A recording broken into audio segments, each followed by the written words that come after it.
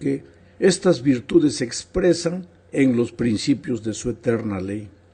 Fue el amor de Dios que llevó a Jesús a venir a este mundo, a buscar y salvar lo que se había perdido. El ser humano no estaba perdido porque existía una ley, no, sino que estaba perdido porque había quebrantado esa ley y al hacerlo pues había escogido su propio camino de pecado, de soledad y de muerte. El pecado existe porque la ley existe. Primera de Juan capítulo 3 versículo 4 dice: todo aquel que comete pecado quebranta también la ley, pues el pecado es quebrantamiento de la ley. Y Pablo añade en Romanos 3:23 que la paga del pecado es muerte. Entonces todos estamos condenados a la muerte porque todos pecamos. Pero Jesús ocupó nuestro lugar en la cruz y pagó la pena de nuestra culpabilidad, que era la muerte. Ahora, porque Jesús nos sustituyó al pagar el precio del pecado, ahora nosotros podemos mirar al cielo con esperanza. Si aceptamos por la fe el sacrificio de Cristo en nuestro favor, pasamos de muerte a vida, no por merecimiento humano, sino por gracia, por la gracia maravillosa de Cristo. Ya no debemos nada. Jesús ha pagado nuestra deuda. Ya no hay condenación. Sin embargo, todavía cargamos en nosotros la naturaleza pecaminosa que nos acompañará hasta el día de la venida de Cristo. Esa naturaleza pues intentará llevarnos muchas veces de vuelta hacia el pecado, porque la ley sigue existiendo. Y esa naturaleza pecaminosa nos llevará, constantemente querrá llevarnos, nos jalará para quebrantar la ley de nuevo. Si con la muerte de Cristo la ley hubiera sido anulada, entonces después de la muerte de Cristo ya no habría pecado. Y si no hubiera pecado después de la muerte de Cristo, pues ¿de qué nos salvaría Jesús? Porque nosotros vivimos después de la muerte de Cristo. Y si en la muerte de Cristo la ley fue anulada, pues para nosotros hoy no habría pecado, pero hay pecado. Y por eso es necesario la gracia de Cristo. ¿Y por qué hay pecado? Porque hay ley, porque el pecado es el quebrantamiento de la ley. Pero el diablo continúa queriendo llevarnos a vivir de manera contraria a los principios divinos, y por eso existe un conflicto espiritual dentro del ser humano, fuera del ser humano, en fin, hay un conflicto espiritual en el universo, pero la batalla, ya lo dijimos, se traba dentro del corazón humano, en la mente humana. En la segunda parte de este estudio veremos justamente esa lucha espiritual, una lucha espiritual de la cual todos participamos, quieras o no, estás involucrado en esa lucha. Pablo describe esa terrible lucha en Romanos capítulo 7, versículos 18 al 24. Yo no voy a leer todo porque el texto es grande, pero Pablo explica esa lucha de la siguiente manera: yo sé que en mí, esto es, en mi naturaleza humana, no habita el bien, porque el desear el bien está en mí, pero no el hacerlo. ¿Te das cuenta? Pablo está hablando aquí de la realidad del pecado. Todos los cristianos estamos involucrados en esta lucha espiritual. Por un lado, tenemos el deseo de andar en los caminos de Dios y de servirle fielmente. Andar en los caminos de Dios quiere decir andar en los principios de su santa ley, en armonía con la voluntad de Dios. Este anhelo, naturalmente, es inspirado por el Espíritu Santo. Pero por otro lado, está dentro de nosotros el deseo de andar en los caminos de la carne, quebrantando los principios de la eterna ley de Dios. Y este sentimiento es inspirado por el diablo. Para Pablo, el problema en medio de esta lucha no es la ley. El problema es nuestra carne, el pecado que habita en nosotros, nuestra naturaleza pecaminosa. Ya no sucedió contigo que muchas veces queriendo hacer lo correcto terminas haciendo lo malo. Pues esta lucha es tan intensa y tan terrible que Pablo exclama en el versículo 24, estamos hablando del capítulo 7 de Romanos: miserable hombre que soy, ¿quién me librará del cuerpo de esta muerte? Así es, mi amigo. estaríamos todos perdidos si no fuera por lo que Jesús hizo por nosotros en la cruz del Calvario. Gracias a Él se hace realidad lo que dice Romanos 8:1. Por tanto, no hay ninguna condenación para los que están unidos a Cristo Jesús, los que no andan conforme a la carne, sino conforme al Espíritu. Aquí Pablo es claro, no hay más condenación para aquellos que andan conforme al Espíritu. Pero claro que sí hay condenación para los que andan conforme a la carne. ¿Y quiénes andan conforme a la carne? Aquellos que no quieren ser dirigidos por el Espíritu, aquellos que viven quebrantando los eternos principios de la santa ley de Dios. Pero percibe, el apóstol es claro, dice, ahora ya no hay pues más condenación. No dice, ya no hay ley, dice, ya no hay condenación. Y eso únicamente para los que andan conforme al Espíritu, para los que están en Cristo Jesús. El problema es que muchos cristianos, al sentir esta lucha terrible dentro de sí, no entienden la causa del conflicto, se confunden, y pues como sienten ese conflicto le echan la culpa a la ley. Y creen que la ley ya no debe existir, porque existe el conflicto por causa de la ley. Por eso Pablo, antes de describir la lucha en Romanos 7, 15 al 24, habla de la ley en los versículos 1 al 14 del capítulo 7. Tampoco voy a leer todos estos versículos por causa del tiempo, pero hay dos asuntos claves en este texto, del versículo 1 al 14. El primero declara que la ley no es ningún problema, no hay nada de malo con la ley. Podemos decir entonces que la ley es santa y que el mandamiento es santo, justo y bueno, dice el versículo 12. Amigo querido, el problema no es la ley. El problema es el pecado que nos lleva a la muerte. Ahora, el otro asunto de suma importancia que Pablo destaca en este texto de los versículos 1 al 14 es que la ley no puede salvarnos del pecado y de la muerte.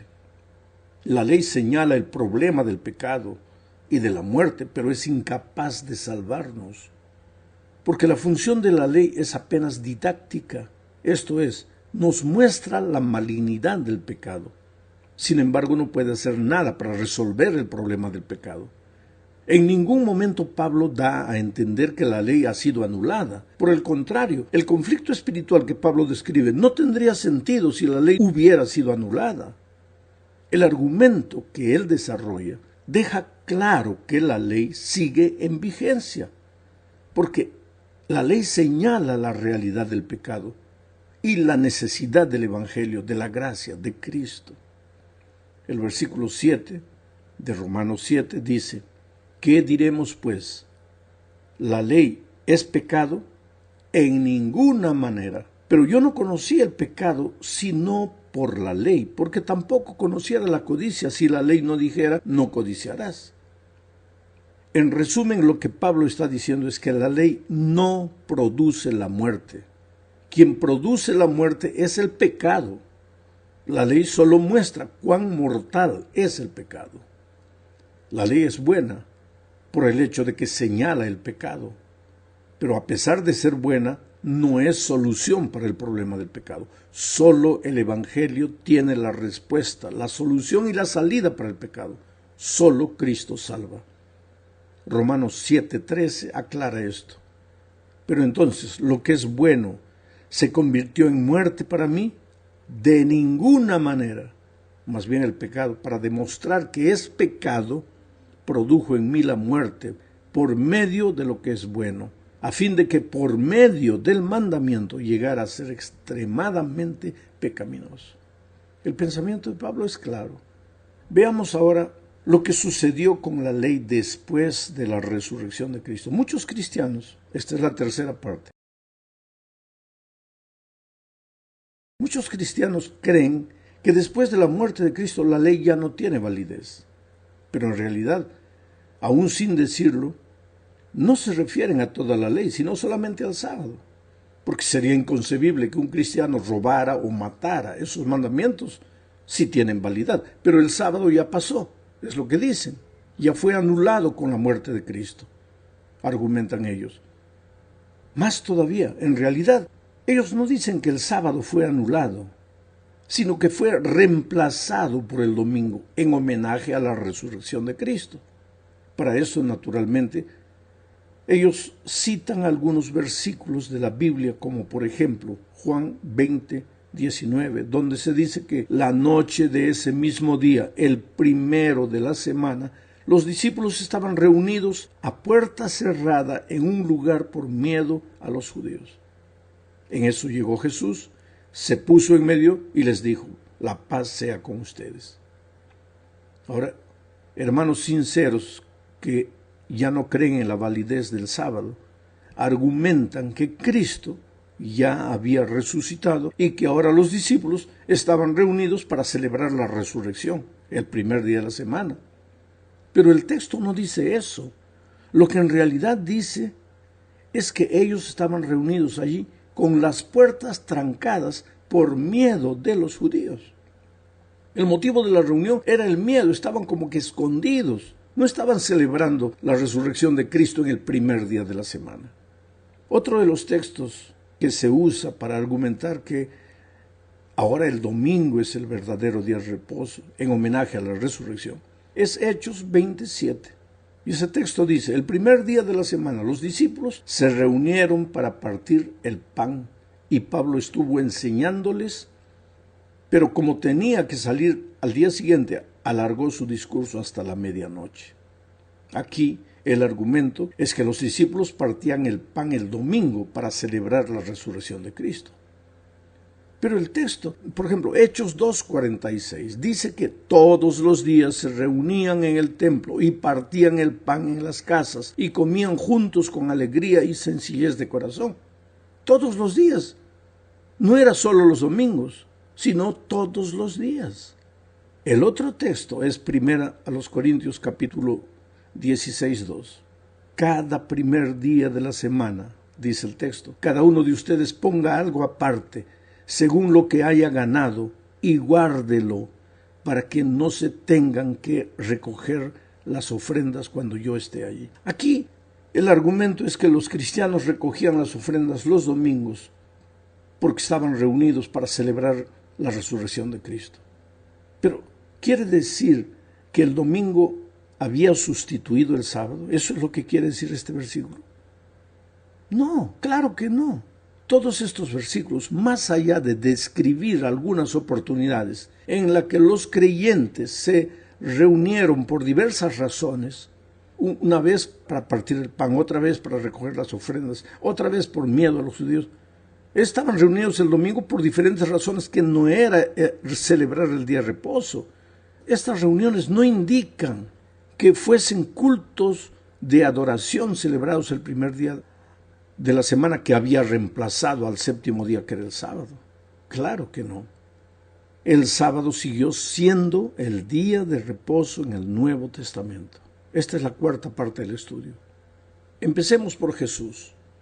Lucas 4:16 dice: Jesús fue a Nazaret, donde se había criado, y en el día de reposo entró en la sinagoga como era su costumbre, y se levantó a leer las Escrituras. Esta entrada a la sinagoga en el sábado no fue un asunto incidental, sino que era su costumbre. Jesús guardaba el sábado. Después de la muerte de Cristo, sus discípulos continuaron guardando el sábado. Lucas 23, 55 y 56 dicen: acompañaron a José las mujeres que habían venido con Jesús desde Galilea y vieron el sepulcro y cómo fue colocado el cuerpo. Después regresaron a su casa para preparar especias aromáticas y ungüentos y descansaron en el día del reposo conforme al mandamiento. Aquí puedes ver que Jesús ya estaba muerto, ya estaba enterrado, y sus discípulos continuaban guardando el sábado conforme al mandamiento.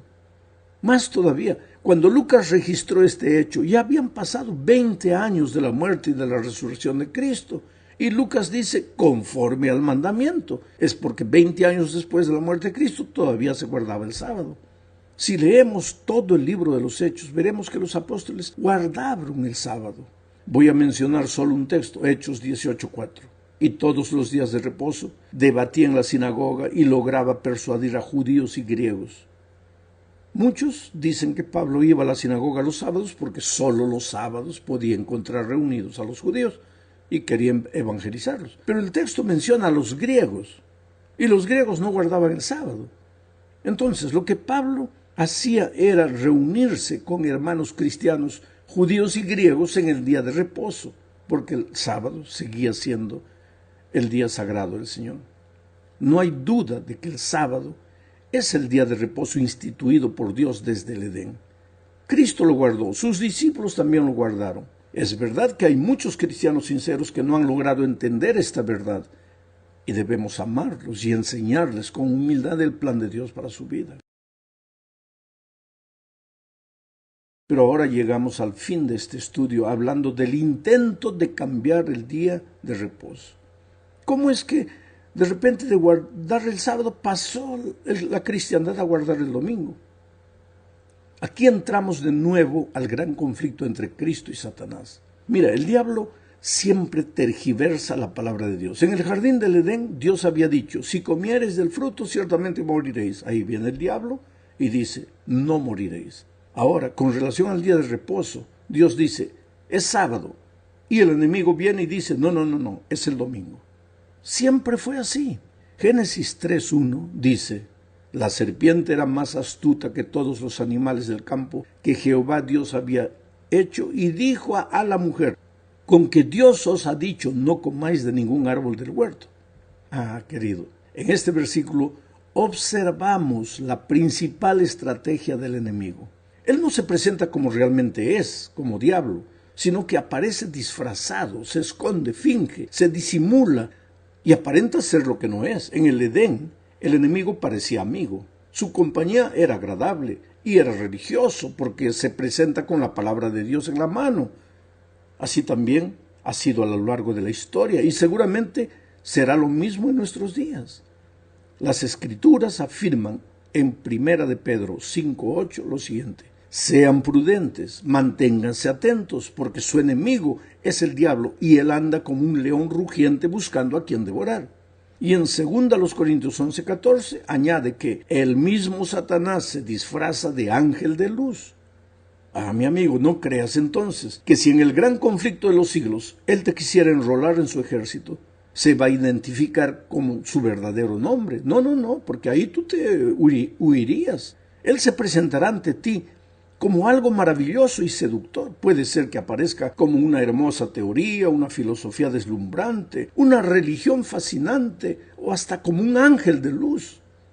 El texto de las Escrituras nos dice también que el enemigo no solo se disfraza a él, sino que también disfraza sus propósitos. No le dijo a Eva que estaba allí para destruirla y para acarrear la desgracia de todas las generaciones futuras.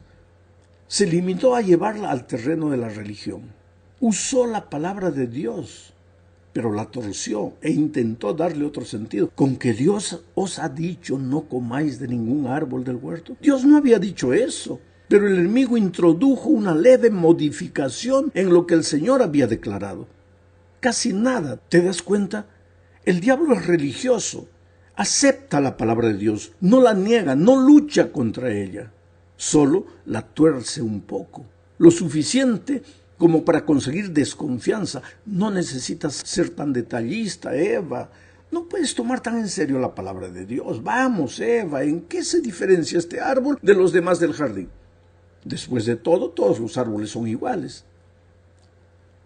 Bueno, ese fue el argumento del diablo con Eva. Recuerda bien este argumento, porque ha aparecido muchas veces a lo largo de la historia y seguirá apareciendo. No hay que tomar tan en serio la palabra de Dios, hay que tener mente amplia. Dios no puede estar preocupado con detalles tan insignificados de si es domingo, si es sábado. Graba estos argumentos en tu mente, porque se los va a usar mucho a medida que nos acerquemos del fin de la historia. Pero vayamos adelante. La profecía de Daniel 7 habla del surgimiento de 4 grandes imperios universales: Babilonia, Medo-Persia, Grecia y Roma. Después del imperio romano surge un cuerno pequeño en la profecía. En realidad es parte del imperio romano, solo que